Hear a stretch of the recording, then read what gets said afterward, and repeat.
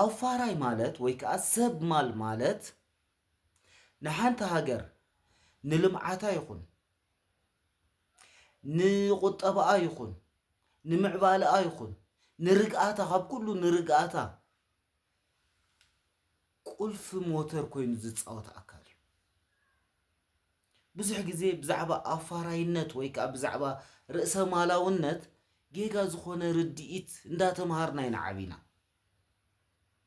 እቲ ምኽንያት እቲ ከዓ መንግስትታትና ብፍላይ ከዓ ካብ 1974 ዝመፀ መንግስቲ ንኢትዮጵያን ንኤርትራን ዝገዘአን ዝነበረ መንግስቲ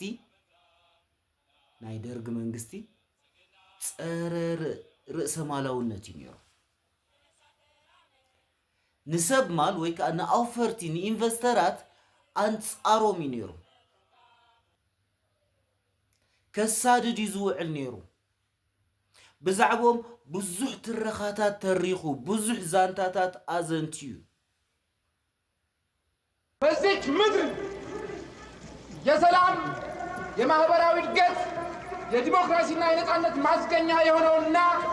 አማራጭ የሌለው ህብረተሰባዊነት ወይም ሶሻሊዝም ያብባል ይለመልማል ሶሻሊዝም ይለመልማል ኣጥፊኡዎም ከዓ ኣጽኒትዎም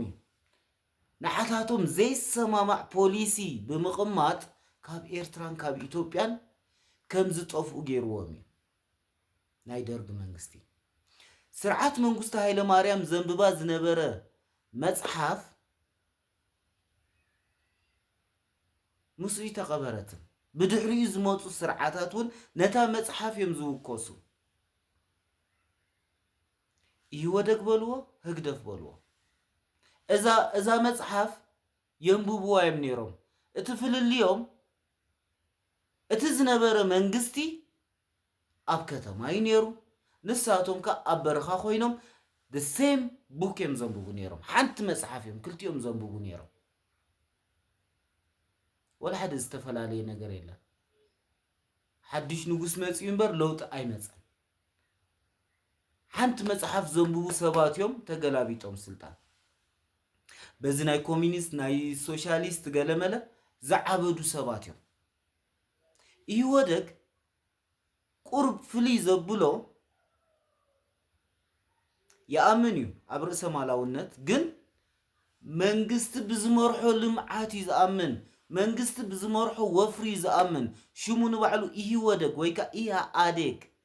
كتنتن كله منجست بزمرحو لمعات يو أبي تاويتي لمعات منجست زجبره إني أدقتون كجدبناو يواجع جشبتون بنقطعتر بهبرة سولاي منورو قدات كفتنيانو أدقت كذا جدبه جبيات نو فراينت ويكا سب مالاونت يتبابيعو جن تمنجستي متأتتاو إيدالو أب إرتراز متى سرعات كا من البات كافت زنبر سرعات نايدرجي بزخاف بزحيل منجدي صار أفراينت زسرح سرعاتي ጉዳይ ደሞዝከ ጉዳይ ደሞዝከ ጉዳይ ደሞዝ ወይ ከዓ ፀረ ርእሰ ማላውነት ዝሰርሕ ስርዓት እዩ በዚ ምኽንያት እዚ ከዓ ሰብ ማል ወይ ከዓ ኣፋራይ ማለት ሕማቕ ሽም ከም ዘለዎ ንኽግበር ተገይሩ ስለዚ ኣፋራይ ማለት ብሕማቕ ነገር ኢና ንርድኦ كسب ذا ساعة زيا كفوت لبيه بلنا نأفراينت أفراي مالت نعنا تزخفة مالكلو كم سرقة عندنا نريو بقى مونوبولي جيرو خسر خمزو عيل قلقلينا نفرطه كاو زحاجو غا أفراي بزعبا مخصبون بر نهاجر زخون ربحة خمزي بلو جيرنا ينا نمهارون يرنا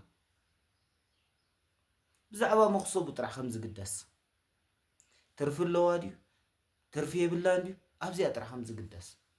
بر نهاجر زخون يخون تقمي يخون ربحة خمسة ولينا نمهار نيرنا مالتي ربحاتنا حدا أو فارقن بوزيحي ንሃገር ንምርግጋእ ጥራሕ ዘይኮነሲ ብዙሕ ነገራት እዩ ዝፈጥር ኣብታ ሃገር ሞተር ኮይኑ ዝፃወት ንሓንቲ ሃገር ንኽትለምዕን ንኽትፍትምን ሞተር ኮይኑ ዝፃወት ንኣብነት ቁፅሪ 1 እንተዳርኢና ኣብታ ሃገር ዘሎ ሽቕለት ኣልቦነት ኣብ ምፍታሕ ልዑል ተራ እዩ ዝፃወት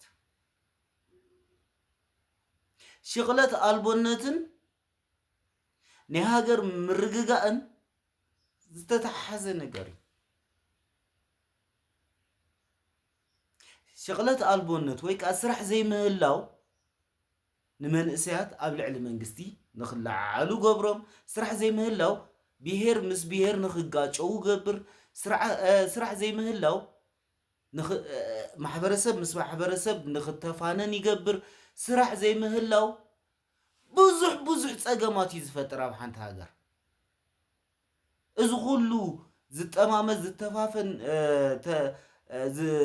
ተተፋኒኑ ዝነብር ዘሎ ህዝብታት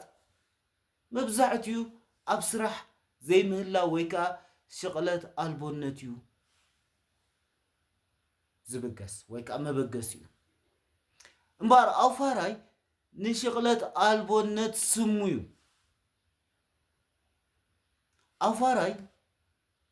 ስራሕ ዝፈጥር ኣካል እዩ ቁፅሪ 2 ኣውፋራይ ከውፍር ከሎ ኣብ ሓንቲ ሃገር ንረብሕኡ ክብል ናብታ ሃገር ቴክኖሎጂ የተኣታቱ እዩ ብርግፅ ንረብሕኡ ክብል እዩ ግን ነታ ሃገር ቴክኖሎጂ የተኣታትወላ ኣሎ ብዙሕ ቴክኖሎጂታት ቁፅሪ 3 ኣውፋራይ ንረብሕኡ ክብል ናብታ ሃገር ማዕለያ ዘይብሉ ምዕባለ ናይ ትሕተ ቅርፅታት ይገብር ኣብ ሓደ ቦታ ኢንዳስትሪ ክገብር ከሎ ንረብሕኡ ክብል ነቲ ቦታ የልምዖ እዩ ፅርግያ ክስርሐሉ ተለዎ ፅርግያ ክሰርሐሉ እዩ ብዙሕ ነገር እዩ ክገብረሉ ስለዚ ኣውፋራይ ትሕተ ቅርፂ ኣብ ምግባር እውን ልዑል ተራ ኣለዎ ማለት እዩ እቲ ራብዓይ ኣውፋራይ ከውፍር ከሎ ካብቲ ሪቬኒው ዘይኮነስ ካብቲ መኽሰቡ ካብቲ ዝኸስቦ ዘሎ መኽሰብ ንመንግስቲ ግብሪ ይኸፍል መንግስቲ ከዓ ካብዚ ሂውጅ ኣማውንት ኦፍ ግብሪ ተጠቂሙ ማእከላት ጥዕና ይኸፍት ሆስፒታላት ክሊኒካት የባፅሕ የሰፋፍሕ ኣብ ኩሉ ኩርናዓት ናይታ ሃገር ማለት እዩ ኣብያተ ትምህርትታት ይኸፍት ዩኒቨርሲቲታት ይኸፍት ማዕልያ ዘይብሉ ንሕብረተሰብ ዝጠቅም ማሕበራዊ ኣገልግሎት ዝህብ ትካላት ይኸፍት ካበይ ካብቲ ናይቲ ኣውፋሪ ግብሪ ዝኣከቦ ማለት እዩ ንመምሃራንካ ደሞዝ ይኸፍል ንሓኻይም ደሞዝ ይኸፍል ብዙሕ ስራሕ ይሰርሐሉ ማለት እዩ ሰብ ማል ናይ ሓንቲ ሃገር ፍርያማነትን ፍርያትን ኣብ ምዕባይ ኣብ ምምዕባል ልዑል ተራ ኣለዎ ንሕና ብዙሕ ግዜ እቲ ዝዓበናሉ ኩነታት ከምቲ ዝበልኩኹም ኣቐዲመ ፀረ ርእሰ ማላውነት ፀረ ኣፋርነት እንዳተማሃርና ኢና ዓቢና ብዝተፈላለዩ ማዕኸናት ንኣብነት ኤረ ቲቪ ኤረ በታ ፓናሮማ ትብል መደባ ገይራ ብሰንኪ ኣውፈርቲ ብሰንኪ ሰብ ርእሰ ማል ክንዲ ሃገራት ከም ዝዓነዋ ገይራ እያ ትምህረና ነይራ ከም ቀንዲ ገይራ ተምፅኦም ዝነበራ ከም ኣብነታት ገይራ ተምፅኦም ዝነበራት ሃገራት ከዓ እታ ሓንቲ ኤልሳልቫዶር እያ ኤልሳልቫዶር ሃፍታም ሕርሻ ኣለዋ ናይ ቡን እቲ ናታ ቡን ካብቲ ዓዲ ክሽየጥ ከሎ ብ$1 እዩ ዝሽየጥ ኣብ በዓል ኣሜሪካ ምስ ከደ ግን ክሳብ $4 ከም ዝሽየጥ እዩ تحبر مالتي قصال يازيا تمصا نيرا ذا باناروما تبحال مالتي از حجي اتوم اوفرتس كمي غيروم حقوق اي صبروا خم زلو ن الزافادور بزح غزي تي في ار تمهر نيرا مالتي بزعبا ز غداي زي حجي خمرت عقيرات تتقملا زنبرت مدب باناروما ناي اير تي في نا الزافادور بوحود اماونت تشوطو نيرات بوناتا او امريكا خيدو جن $450 يشيط ناي الزافادور بون ازياتهم صنيرا اتصالي دغاغي ماتهم صوز نبرت مالتي خالو ناي هند تمصيا ناي كال كمي اوفرتسن حنت عد خمزعنوا سلازي منغسي يطرح خوفر زلو ومبر سب مال اب حنت هاجر كوفر كم زيبلو بتدغاغاميات تزارب نيرا حد حارستاي ناي السالفادور كافتن السو زفريو بون ابو امريكا خيدو تعشيغو ميدين امريكا تصحيفو حنت خيلو بون ناي معداق عاقم خمزي بوليا تزارب نيرا which is تفش عينتا تحساس وايزي چاينا ونكو خوم يا نيرا لومي چاينا اوفرتي اب عدا بمعدام بمئتاو عاقم ناي معداق زيغاتاتا حفا بيلاتو هيوت ناي زيغاتاتا اغليلاتو كلهم بوز حلفاين سلازي ني انفستر تروغمولو مخنيات يبلكان انفستر كافت عديغو ابكال عدي بروسس غيرو نخيشوتو اب عدخا متي انفست نخو غبرو بمولو تو بروسس نخو غبرو كتتبابع دا ايزل لكامبر انصار افراينت كتغسغس يبلكان نحنا غن بخمز عينت كونتات زعبنا سباتينا افراي مالتنا حنت هاجر عند حقوق ازسبر تبايلنا انا عبينا بانصارو غن افراي مالت نحنت هاجر عند حقوق خويني نتهاجر زلمعا عند حقوق خويني نتهاجر زرغاغا حجي ابزناتنا عغرغر قلمل زبزح زولو اوفرتي قصالي حقوقهم انداسبرنا سلنسوغومي سلنهدمومي كاب هاجروم نخادمو سلنغبروم يترف دق هاجرسي يترف نايدق اوفرتسي دق هاجر اوفرت نبعلهم تسديدوم يمزلو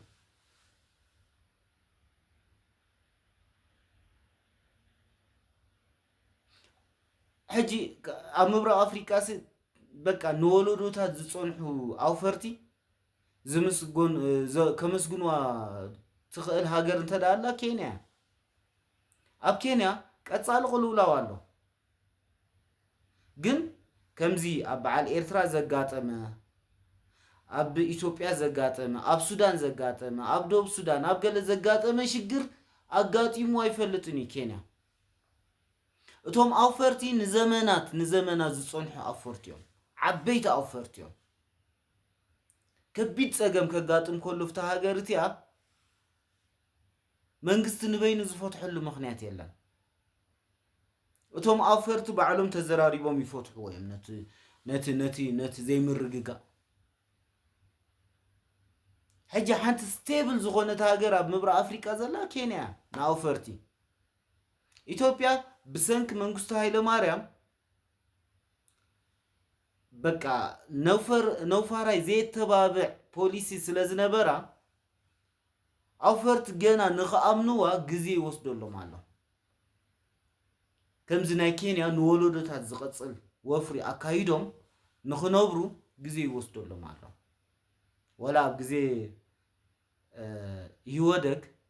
متببع انت تجمره جنا يك جنا مغنياتو اسنبيدومي منغستايل ماري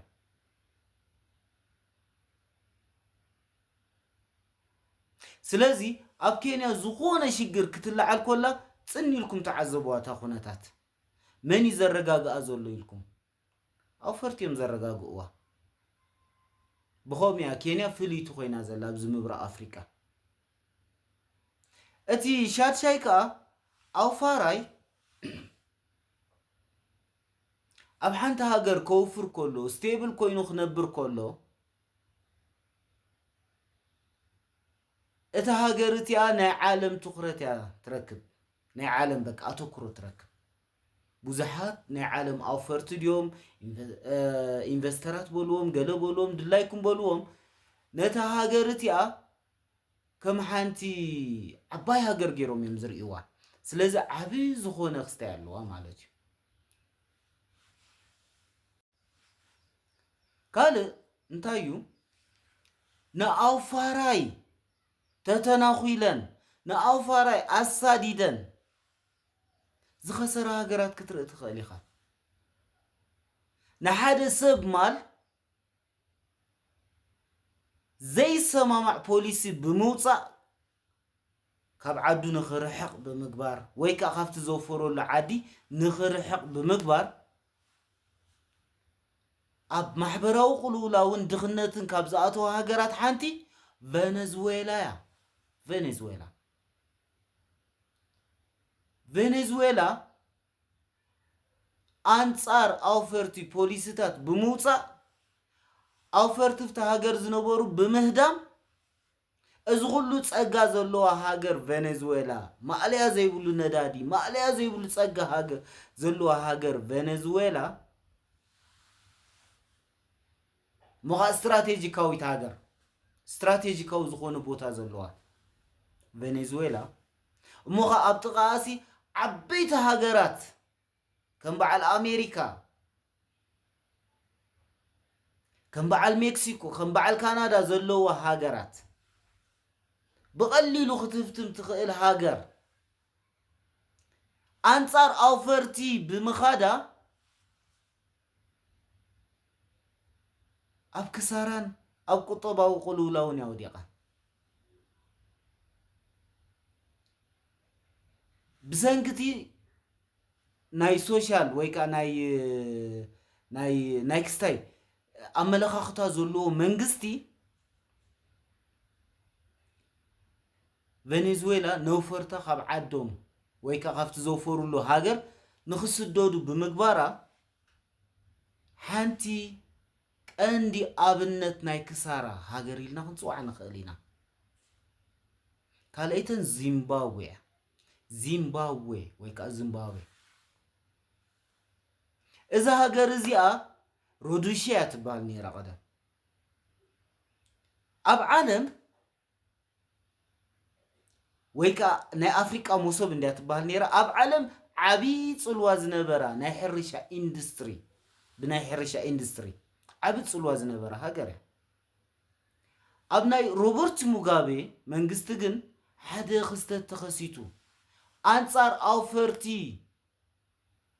ፖሊስታት ወፅዩ ሕጂ ፖለቲሳይዝ ክትገብርዎ ትኽእሉ ኢኹም ንዓይቶም ኣብቲ ዓዲ ዝነበሩ ኣውፈርቲ ጸዓዱ ኣውፈርቲዮም ወላ ኣብ ደቡብ ኣፍሪቃ ዘለዉ ጸዓዱ ኣውፈርቲዮም ንዓይ ደቡብ ኣፍሪቃ እንተዳ ሰጊጋቶም ነዞም ጸዓዱ ክትሰጎም ኣይትኽእልንያ እንተዳ ኣጋጢሙ ግን ዓዶም እዩ ደቡብ ኣፍሪቃውያን እዮም ቶም ጸዓዱ እዞም ቡር እንተዳ ሰጊጋቶም ግን ካብ ዚምባብዌ ዝኸፈአ ህይወት ይኽህልዋ ዚምባብዌ ነዞም ተመክሮ ዝነበሮም ሓረስቶት ኢንቨስተራት ናይ ዓዳ ተመክሮ ዘለዎም ክንደይ ኔትወርክ ዘለዎም ንዚምባብዌስ ምስ ዓለም ጠናኒጎም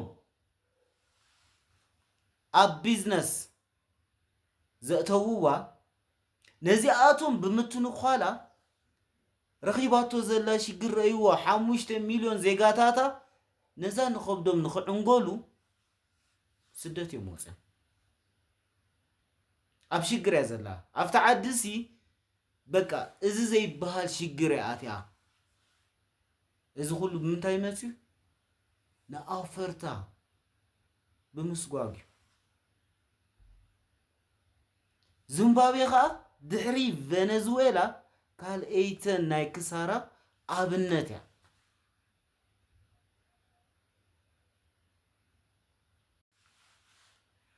ካል በዚ ኣብነት ትጥቀስ ሃገር እንተዳደልኩም ኢትዮጵያ እያ ከም ተቀዲምና ዝጠቀስና ብ 1974 መሬት ላራሽዶ እንታይ ዶ ገለ ተባሂሉ ሕጂ ፖለቲሳይዝ ክትገብርዎ ትኽእሉ ኢኹም ነዚ ነገር ዚ ማለት እዩ ኖ ሓደ ብሄር ከምዚ ዓምፂፁ ዶ ገለ ገለ ኦኬ እሱ ናይ ፖለቲካ ጉዳይ ዳሕን ግን ንሳቶም ጥራሕ አይኮኑ ተሰጊጎም ብዙሓት ሰብ ሃብቲ ዝነበሩ ኣብ ኤርትራን ኣብ ኢትዮጵያን ኣፈርቲ ተሰጊጎም ንዓታቶም ዘይሰማማዕ ፖሊሲ ብምምጻእ ተሰጊጎም እዮም ፍቆዱ ተበታቲኖም ገሊኦም ብድኽነት ገሊኦም ልዕሊ 90,000 ኢጣልያውያን ኣፈርቲ ተሰጊጎም እዮም ንደቡብ ኣፍሪካ ንገለመለ ተሰዲዶም እዮም ኢትዮጵያውያን ኣፈርቲ ዝነበሩ ተሰዲዶም እዮም ኣፍቲ እዋንቲ ምክንያቱ ኣፋራይ ከም ገበነኛ ክረአ ተጀሚሩ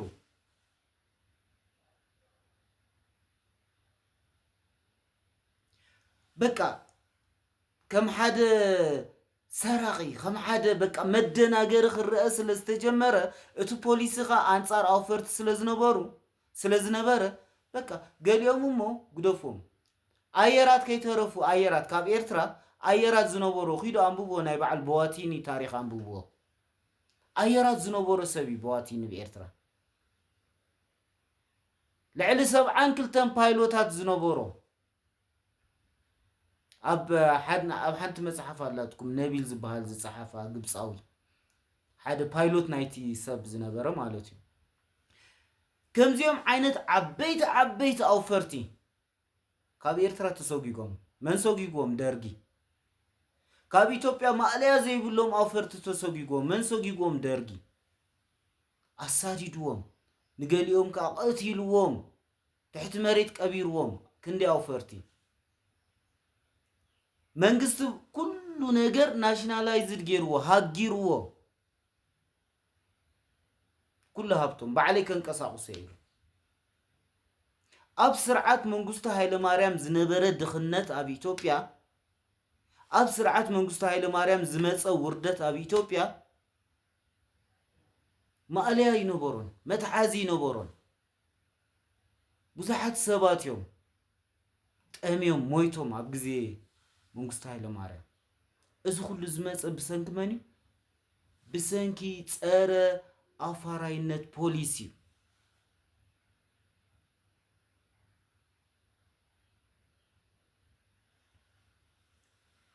ኣፋራይነት ወይ ከኣዚ ፀረ ርእሰ ማላውነት ዝግበር ፖሊሲ ኣብ ሓንቲ ሃገር ዓብ ዕንወት እዩ ዘምጽእ ሓደ እዚ ካፒታል ፍላይት ዝብሎ ማለት እዩ ሰባት ወይቶም ኣፈርቲ ኣብ ዘይተረጋገ ኩነታት ክነብሩ ስለ ዘይክእሉ እንታይም ዝገብሩ እቲ ኣብታ ሃገር ዘሎ ካፒታል የጉዕዝዎ ናብ ካልእ ሃገር ወስዶ ካፒታል ፍላይት ታ ሃገር ዕርቃና ከም ትወፅእ ይገብርዋ ሒዞም መኸዱ እንታይ ዳ ክገብሩ ኣባዳ እንዳወረሶም መንግስቲ ዳ ስቅብሉ ገንዘቦም ብምሎም እንታይ የስክርዎ ናብ ካልእ ሃገር ክሳብ ዝውረሱ መቸም ኣይፅበዩን እዮም እቲ ካልኣይ እዚ ብሬን ድሬን ዝበሃል እዩ ምንጻፍ ናይ እምሮ እቲ ኣውፋራይ ክግዕዝ ከሎ ካብታ ሃገር መንግስቲ ንመምሃራን ንሓኻይም ዲን ሰራሕተኛታቱ እኹል ደሞዝ ክኸፍል ስለ ዘይክእል ምክንያቱ ግብሪ ይረክብና ኣሎ ገለ ይረክብና ኣሎ እኹል ክኸፍል ስለ ዘይክእል እቲ ምሁር ኣካል ናይታ ሃገር ይስደድ ሃገር ዕርቃና ትወፅእ ምሁር ዘይብላ ትኸውን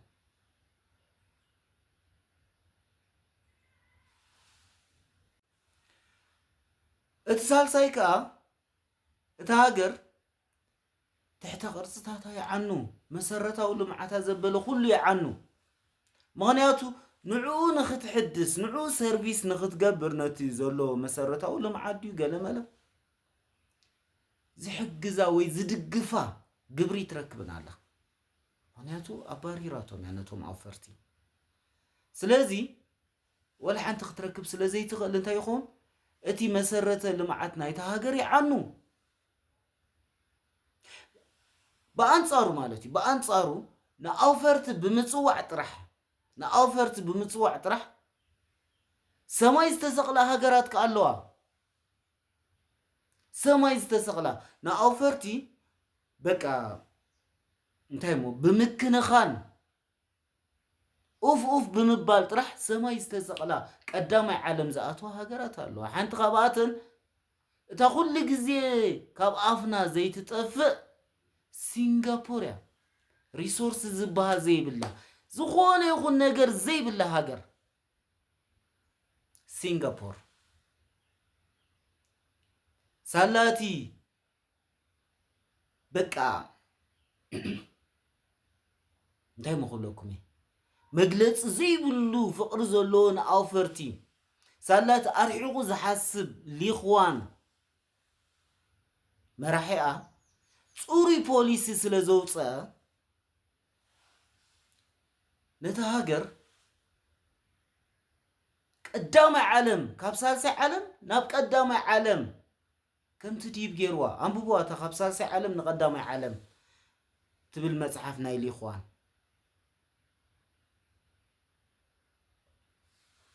حجي اذا سب ايزي نوفرتي لمينو يمصيوم مش خستاي كغبر قال እንዳለመነ ይዘምጽ ነይሩ ንዓታቶም ዝጥዕም ፖሊስታት እንዳገበረ ነታገር አቤናይ ደረጃ ጽሕዋ ረይዋ ታ ኻለይተን ካ ዱባይ ፍሪዞን በመግባር ናአውፈርቲ ዝኾነ ይኹን ግብር ዘይብሉ 100% ንብረቶም ናቶም ከም ዝኸውን በመግባር ናአውፈርቲ ብኽንድዚ ዝኣክል طقمتات بمصوع دبي لومي قدامي عالمه كافتن زهفته ما هاجرات حنتيا سالسيتن دبوب كوريا دحرت زغاطم نايكلت خورياتات كوينات عنيا تحت مريت ياز بايتا يزبيتو ايكونوميا دبوب كوريا جن حمد الحيسا خدانا نجيفا تسيا لومي مستن قدام عالم تسرع هاجريا ازز خونتكا اوفرتي تخناخينا اوفرتي بمصوع عبز درجه بصحه استفلالي بعل الجيدو زي ناي هايونداي مسلني استفلالي حبيتي تكالات افتا هاجر نخوفرو بمكبر لومي دوب كوريا بطرات كايت سحقنا كافتن زهافت ما هاجرات حانتيا سلازي اذن سلست هاجرات كم ابنت كنر نخلينا نوفرت بمكنخان ابزل على درجه زبصح هاجرات مالتي